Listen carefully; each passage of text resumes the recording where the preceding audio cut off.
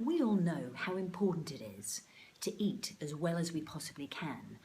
And in fact, I had a nasty wake-up call to do just that when I was just after my 21st birthday, and I discovered that I'd inherited heart disease from my dad, who died very early at 50.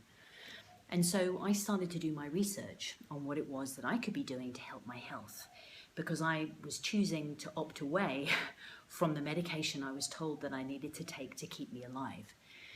And some of my research actually, it made sense, although it was actually a complete surprise to me. It was a bit of a shock. Do you want to know what it is?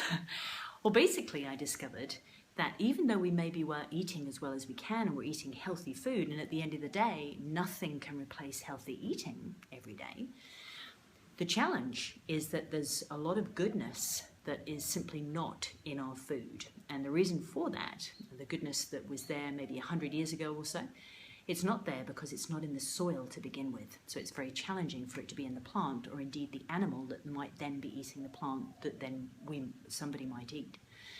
And so the challenge with that is that these things that are missing, these important nutrients that are missing, are actually directly linked to over 80 of the big diseases. They're called degenerative diseases that are the cause of most of the death for people who are living in the Western countries these days. Over 80 of those diseases, so things like heart disease, cancer, diabetes, stroke, that kind of thing, or debilitating diseases.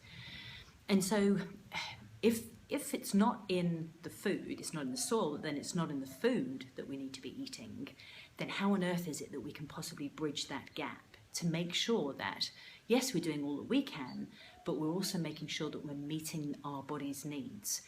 And it's really interesting. Like I say, I came across a lot of research over the years.